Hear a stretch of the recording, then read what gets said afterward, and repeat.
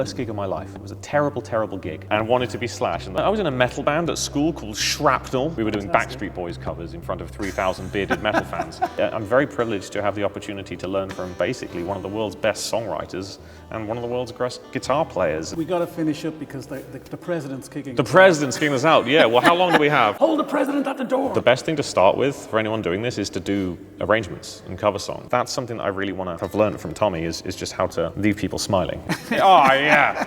These questions suck. Check out the episode, it's awesome. I did Prince of Persia, the latest Prince of Persia video game. That's one of the most beautiful things I've ever heard in my life. I want to be craved, Rob. Well, I crave you. Thanks, Rob. Thanks, guys. Rob Cass, Dopier Talk, Mike Dawes, welcome, man. Dude, so good to see you. We're in the palace. We're in the palace, we're not worthy. It's a bit posh, isn't it? It's way too posh for me. I don't know about you. Way too posh for me, a shit kicker from Dublin. Oh, nice one. Okay, we're not too far away from each other then. I used to live in Northern Ireland, not Republic, but I was in Downpatrick for a while. So it's a similar body of land, I suppose. Of course, I know it well. Nice. So you grew up in sort of a little town, didn't you? Small town boy. Right, so where was that exactly? Awesome. I grew up in, well, gosh, I moved around a lot as a kid, but I was a West Country boy from birth, but moved away before I got cursed with the accent. No offense to anyone from the West Country, I live there now. But I grew up sort of East Hampshire kind of area in a very small town, got loads of them. Liphook was one of them where I went to school, Alton. There's a very famous guitar store called Guitar Village in Farnham, one of the last remaining epic guitar stores in the UK, that kind of area. But I remember going to Guildford a lot for open mic nights and trying to cut my teeth figuring out this instrument in front of drunk English people in pubs, which is the best way to learn live performance, my friends. Absolutely, 100%. So just a small town boy living in a lonely world? Something like that, yeah. I was constantly taking midnight trains, although they wouldn't often run, Southwest trains. You know what I'm talking about, yeah. I know exactly what you're talking about. So listen, trying to get back to the very beginning, you discovering music as a way forward in your life. So mum and dad into music?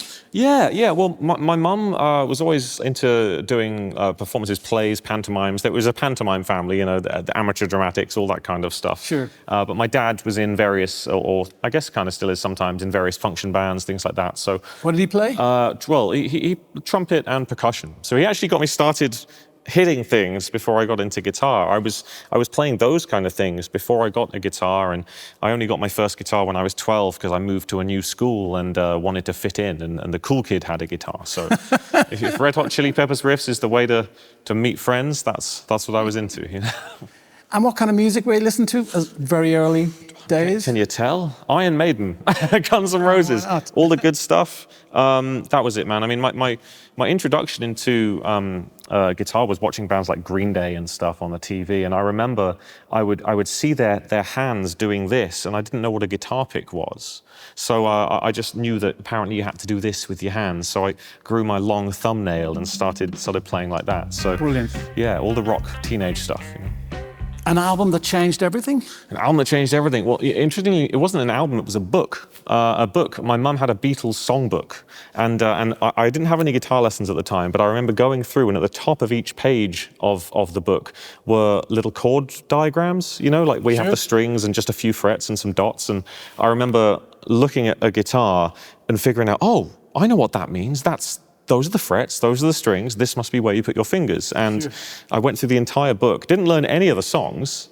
I didn't know what the songs sounded like, but I said, okay, that's a D, that's an A, that's an E, and went through and learned. And then once I got into bands like, you know, Green Day and Iron Maiden and Guns N' Roses, I was trying to kind of figure out what they were doing based on that. So yeah, books are important. Books, boredom and self-discovery were probably the main three things, yeah. And it was always the guitar first. You were banging on things, was it drums at any one point? Yeah, I wasn't allowed on the drums. No, I was banging on things a lot in the car. You know, I would be driven to school by, you know, mum or the neighbour or whoever's turn it was, or on the school bus, and I always remember learning to do this, like, you know, 4 in this hand and 2 in this hand, 1, 2, 3, 4, and just when that clicked, suddenly music became more understandable.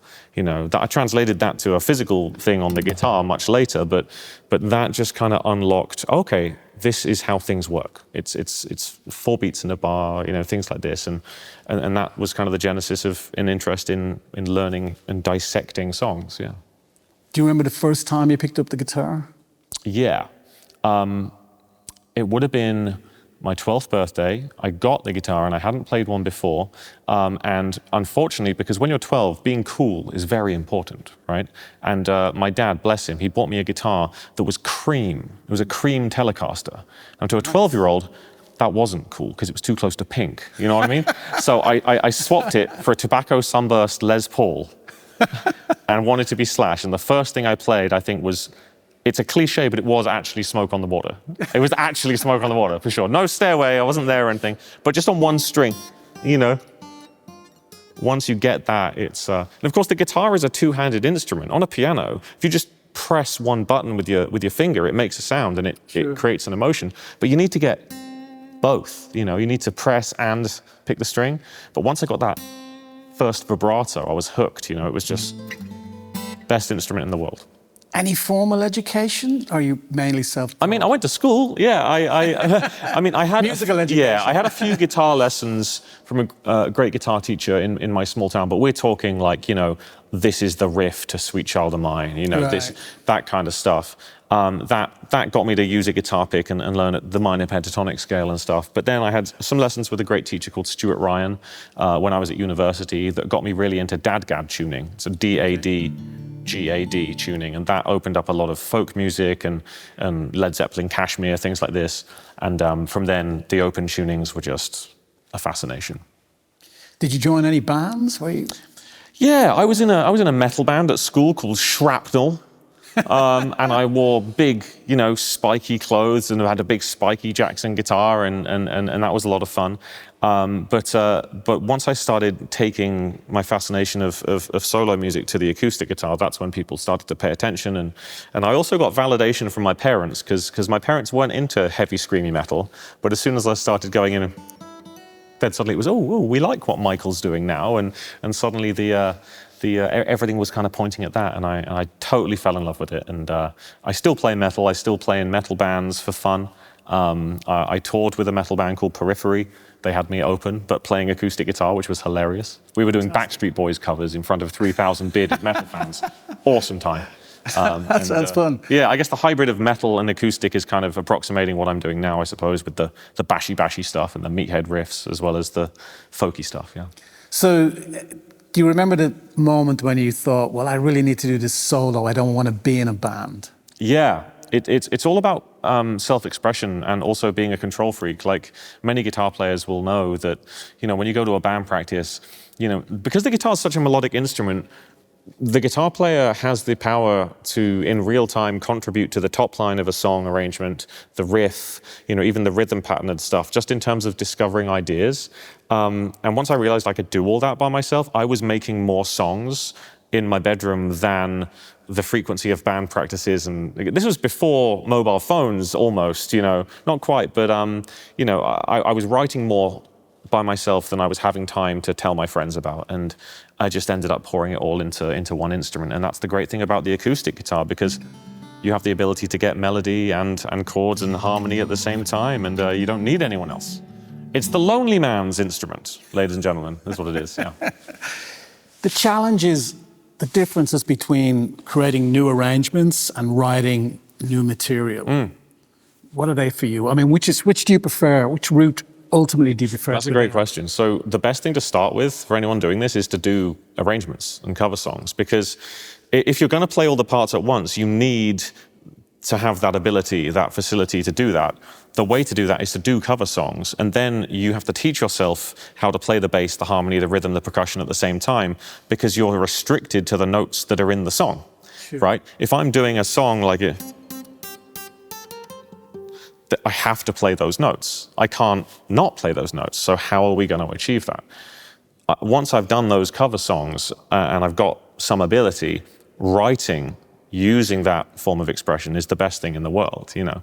So it's a balance, you know. There's also strong emotional connections to songs that you grow up with. You know, when Eddie Van Halen passed away, it was during COVID, and it was during a time where I hadn't played guitar for, gosh, 8 months, you know, because there were no gigs. I was depressed. And with that Eddie Van Halen, who's like an immortal god to all guitar players, when he passed away, like the first thing I wanted to do is pick up the guitar and play, you know, and that led to a Van Halen arrangement, you know. Really, really, really important to kind of let those emotions kind of carry you, you know. When you get a spark of inspiration, whether it comes from a morbid place or a happy place, of course, it usually comes from a morbid place. It's important to, you know, put a lasso around it and let it lead you where it wants to go. So yeah, you've got to be ready to use that inspiration for something. Yeah. And when you're doing arrangements of pre-existing tunes, it has to have a strong melody and a journey. Yeah, absolutely. To make it work. Well, to make it work instrumentally. Yeah, instrumentally. That's why, you know, Tommy in the show tonight will be playing stuff from the Beatles, and I mean, you know, you've got great melodies in the riffs, great melodies in the you know, Day Tripper, dang, da da da da dang, da dang, da da dang. That melody is a mountain range, and it's not even the top line of the song, you know. This is why I haven't really covered any rap songs, because, you know, rap is about lyric and rhythm. Obviously, I don't have any lyric. I'm an instrumentalist. I like to think I have a sense of rhythm, but it's a little boring to listen to without that mountain range melody. So there are some songs that work, some songs that are a bit more of a challenge, but I'm sure there are people out there that can make anything work. Like Tommy, you know, he can make anything work. Tommy's amazing. I had breakfast with him this morning. Oh, awesome. Because we've had him on the podcast. His story is incredible. Check out the episode. It's awesome. Yeah, it's his life is just extraordinary. Yeah, he started touring at the age of 6. Which is 6. insane. And still, to this day, he's still out there. He's a road hog, as he says himself, you know. Absolutely. Working with Tommy over the, you know, touring around the world, I mean, what have you learned from Tommy? That's a big question, I know, but... I have learned, well, first of all, I'm insanely privileged and lucky and fortunate to have the opportunity to work with and learn from someone like Tommy, because it's funny, the things that you learn from being around someone like that aren't really guitar playing stuff. It's more just how to live a life where you bring joy to people. And I know that sounds very fortune cookie to say, but I've seen him, you know, be around people at an airport gate when their flight's delayed, just pick up his guitar and play a song, and then suddenly everyone is calm. And it's like a power, it's like a magic power he has. If there's a 5 a.m. lobby call in Naples, he'll be down there at 4:30 a.m. with his guitar playing to the night manager of the hotel. He just radiates joy wherever he goes. And there's a lot of people out there that I've worked with in the past that don't radiate joy, or the opposite. They create a tension, you know, when they enter a room, and that's something that I really want to have learned from Tommy is just how to leave people smiling, you know? I think the other thing that's amazing about Tommy is the fact that we were speaking this morning at breakfast, and we're talking about music, and you have to basically tell the story when you're working instrumentally, and that's often singing the melody and the lyrics of the tracks in your head, so you understand the narrative of the tune. Absolutely. So you can take it on that journey. Well, yeah, for Tommy, I mean, he has lyrics to his songs. Angelina is a great example. He sings those lyrics sometimes in the show while he's playing, and I like doing the same. You know, I have some lyrics to songs that are originals. Maybe someday someone will know them, maybe they won't. You know, but it helps with finding that mountain range. You know.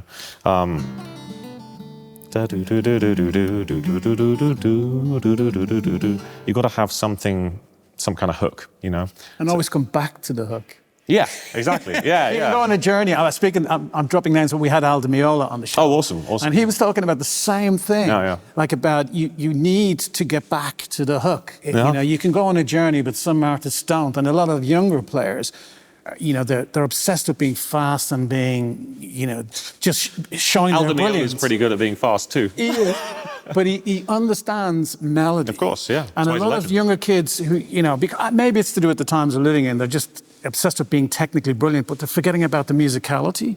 Well, there's a few ways of looking at that, I suppose. I mean, people absorb music nowadays through a visual medium, listening to music in the same way that I did growing up, going to a record store, getting a record, opening it, reading the liner notes on the train, you know, reading the liner notes in the bathroom sometimes, and then absorbing it as a whole piece of art.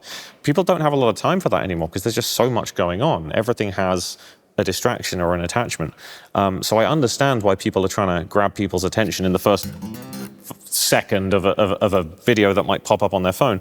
But at the same time, everyone's first song is broadcast to the world. Yeah. You know, you're supposed to suck at the beginning. You're supposed to be terrible. You're supposed to be in a garage with your mates making a racket for like 5-10 years before, you know, and I really feel for the younger people now, because there's a pressure to be online. You don't develop your ear until later, but you get the judgment of the world. Yeah. And I try to put myself in their position, so I'll never like hold judgment on something like that.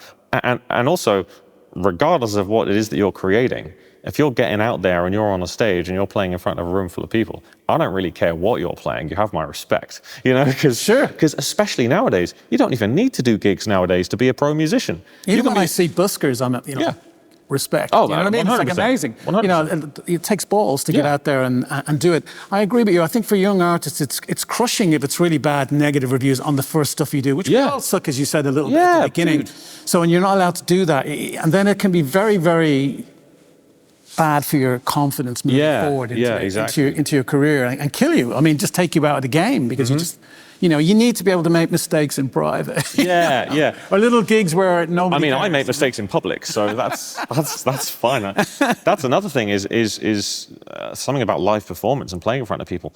Making a mistake in front of a room full of people, that'll mature you, actually. You know, and if you can deal with that, then you're kind of bulletproof. Yeah. And then you're free just to do your art, put it out there, do whatever, be nice to people, and just not really have that anxiety clouding your day, which is a freaking blessing. You know, it's a blessing not to have to do 30 takes of everything. You know, it's nice to be able to just say, take it or leave it. Yeah, I missed 5 harmonics, like whatever.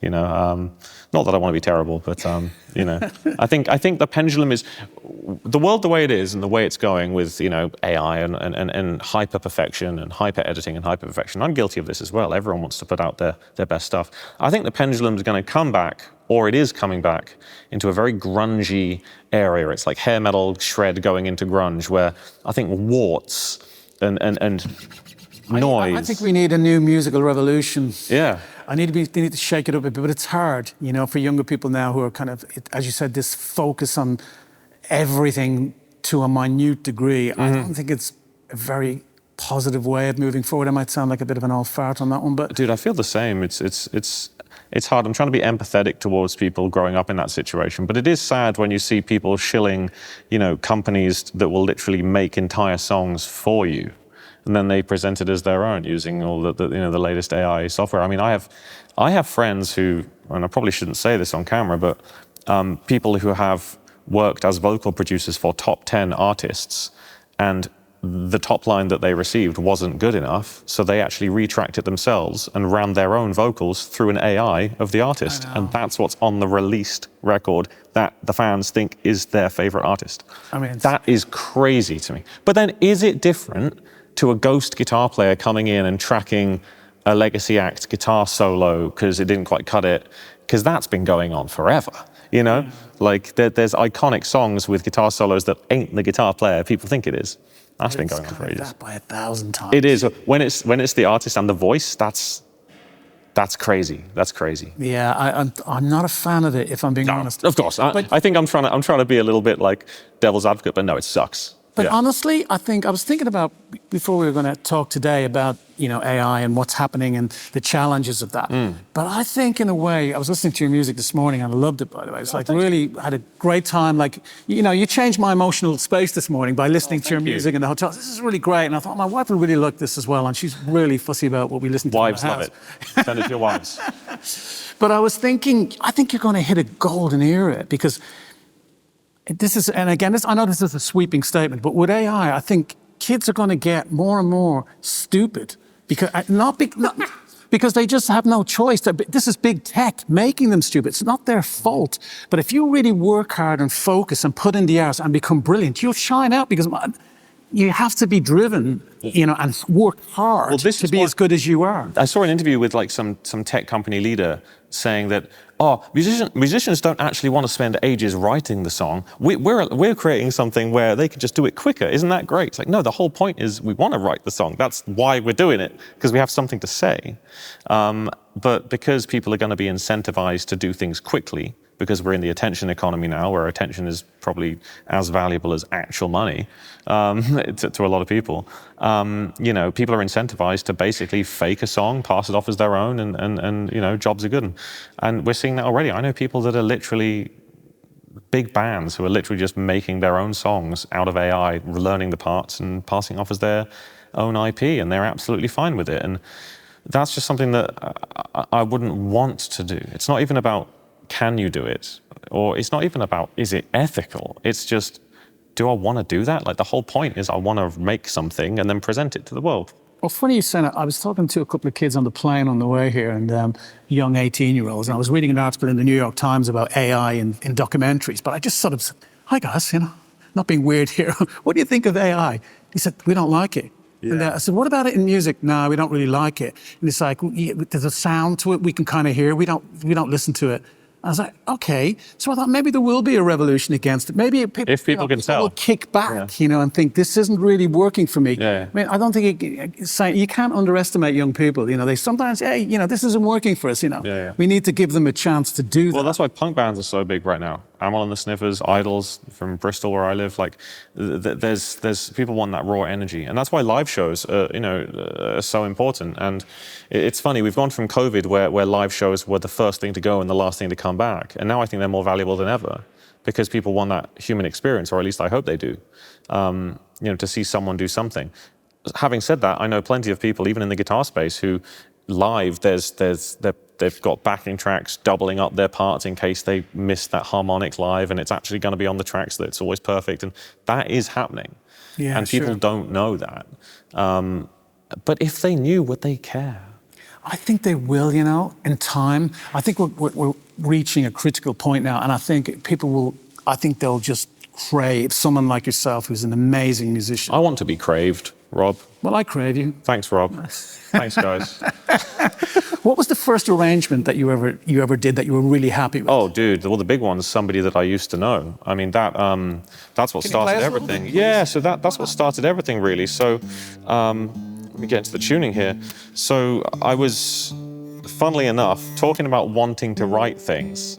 I had a breakup. It was my first girlfriend, so it was obviously the worst thing in the world ever, and life would never be the same, everyone's first breakup. And this song, which is basically the world's greatest breakup song, somebody that I used to know. It's a fantastic song. Some of they never, it's crazy. I don't think there's been a breakup song as good, but it worked out perfectly because there was a video of a band called Walk Off the Earth where there was 5 people playing this song on one guitar. And my sister wrote to me and said, hey, stop being miserable, check this video out. I challenge you to do all of that as one person on one guitar. Brilliant. And that's where, the idea of doing the bass and the chords and the percussion together, so that's 3 layers, and then the melody.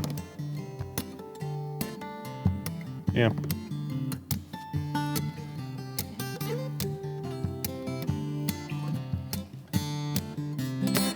So the idea Gorgeous. Oh, thanks, man. So like playing like that came from that arrangement, and that arrangement kind of got super popular on the internet and introduced me to people like Tommy. We did a version of it together, actually, which is great, as it's an Australian anthem, that song, and as Tommy is an Australian hero, we're going to have fun playing that together in Australia and New Zealand next year, actually. I love the album you did with Tommy. But, I love Tommy. Yeah. How can you not love Tommy? He's an inspiration to all of us. Absolutely. But I love that. Was that difficult because how you work together and there were no clashes? How did you work out those? It's a super fun story, man. So that was an accidental project that happened because we were on tour during COVID. Sure. Then Omicron happened, and the tour got shut down midway through. And Tommy just came knocking on my door and says, "Let's go to LA and record a record." And I was like, "Okay, what are we gonna record?" And he says, "I don't know, we'll figure it out in the car." And we went down, and literally, dude, like everything was, we decided to do a 4-track EP. And it was of covers, but everything was one take. We did a Nirvana, Sure. And but we were coming up with these arrangements, but we recorded it completely live, and everything's one take. So it was just me sat here, Tommy sat about as far away as that camera is, with acoustic panels between us, microphones, no click. We're just looking at each other's faces for cues. and everything was just one take, and it was the opposite of what I'd done before. Because again, I'm a millennial. I want to, that wasn't right again, that wasn't right again, that wasn't right again.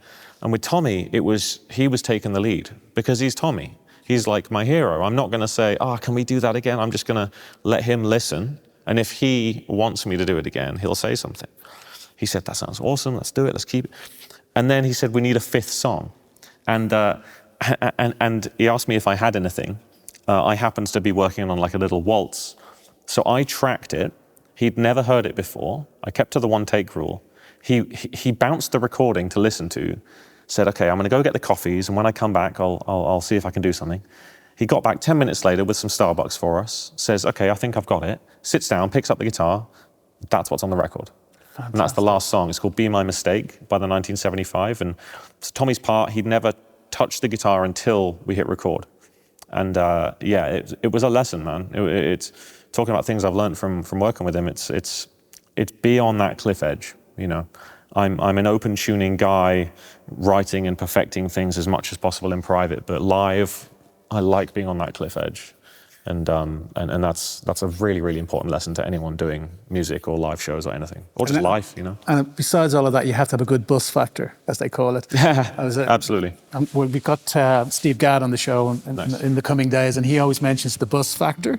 The buzz factor. You have to be able to get on together, you know what I mean? When you're out, buzz, B-U-S-S, you know. Oh, yeah. Well, he's an Aussie and I'm a Brit. So we have the same sense of humor. We can joke about the Americans together. You can rub along. Yeah, exactly. We have good banter. You know, we have good banter. No, he's such good company, man. Yeah, well, the show tonight. We're in Prague at this beautiful palace. I've never been to Prague. It's first time here, first time in the Czech Republic, and the president is coming. Yeah, the president is coming. The president is coming, dude. It's going to be awesome. And people are going to see the interaction. At the end of the show, we play together and. We have some fun. We have some laughs. Justin Hayward, how did you meet him? From the Moody Blues? That's crazy. Yeah. So he emailed me just one day, and I thought it was a joke. And actually, it was a really fun story. He asked me to join his band for a tour of the US, and I've been with him for 13 years at this point. But I asked him how he heard of me. And a few years prior, I did the worst gig of my life. It was a terrible, terrible gig.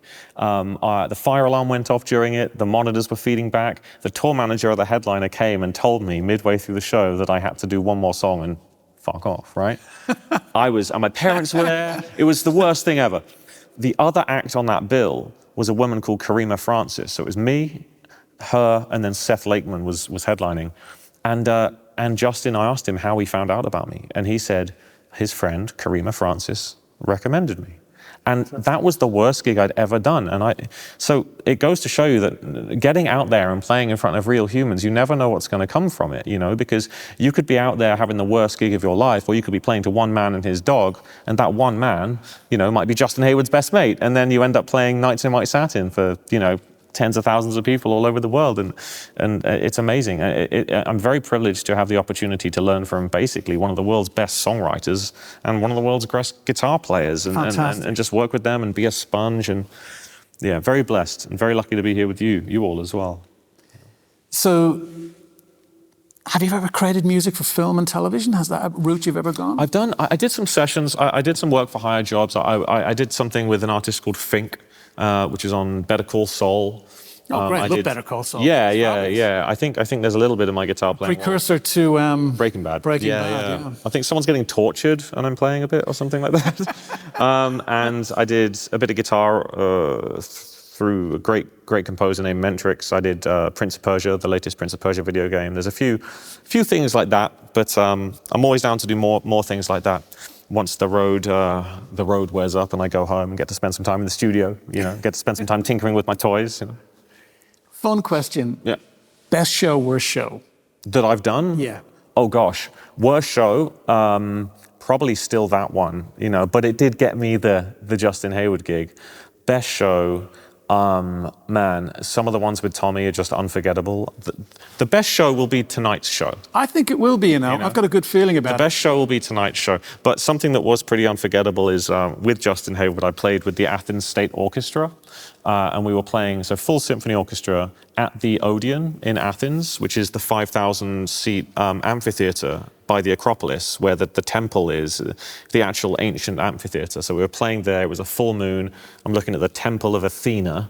My parents flew out for it, and I'm playing Nights in White Satin, and he hits that chorus, and I love you, hit the A, strings, choir, brass, full moon. That was insane.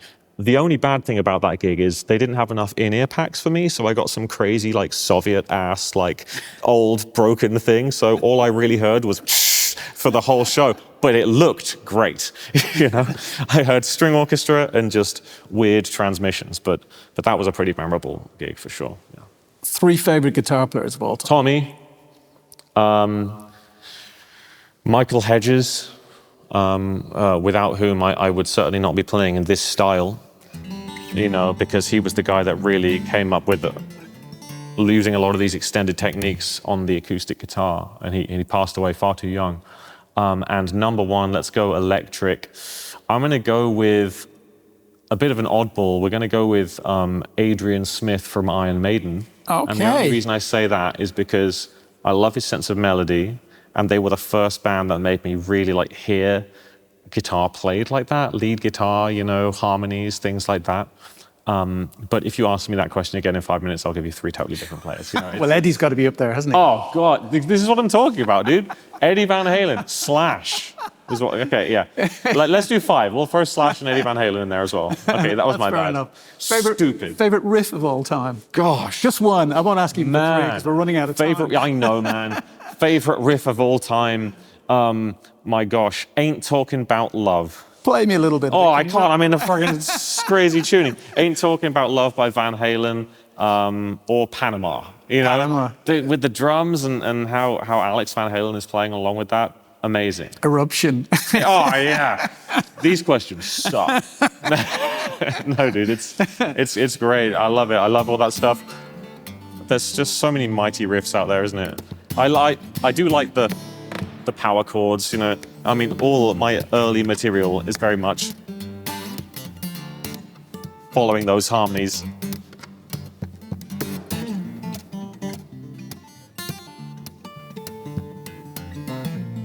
It's all Iron Maiden progressions.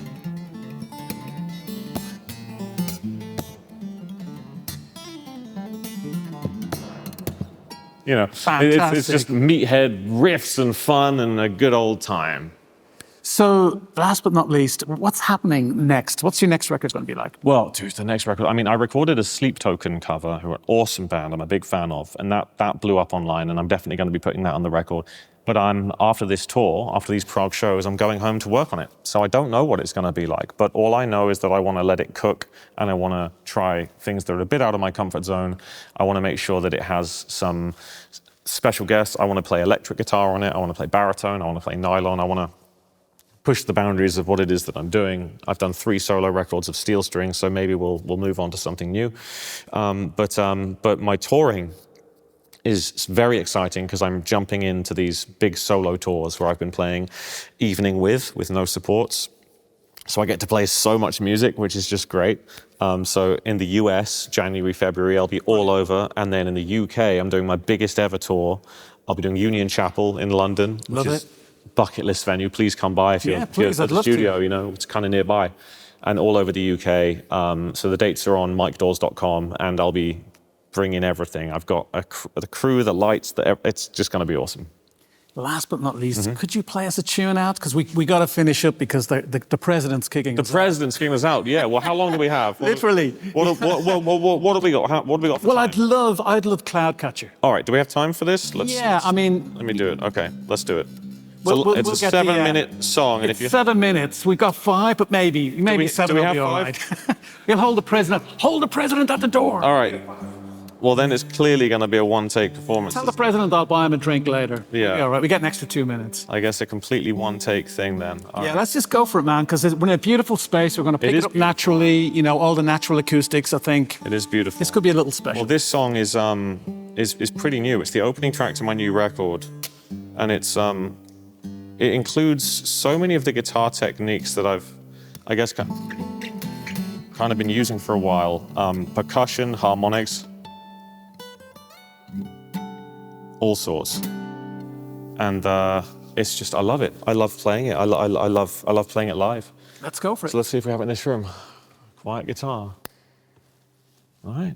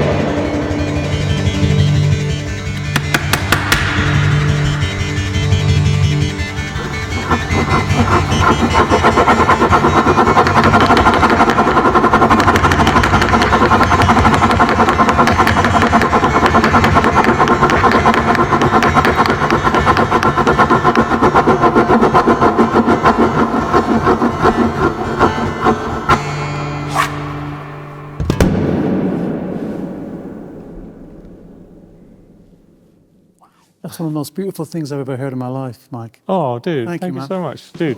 I was nearly moved to tears. Oh, Thank you. mate, thank you so much. Really, really beautiful. Thank you so much. Everybody, Mike Dawes. Thank you so much, man. Thank you so much. Look at this amazing room.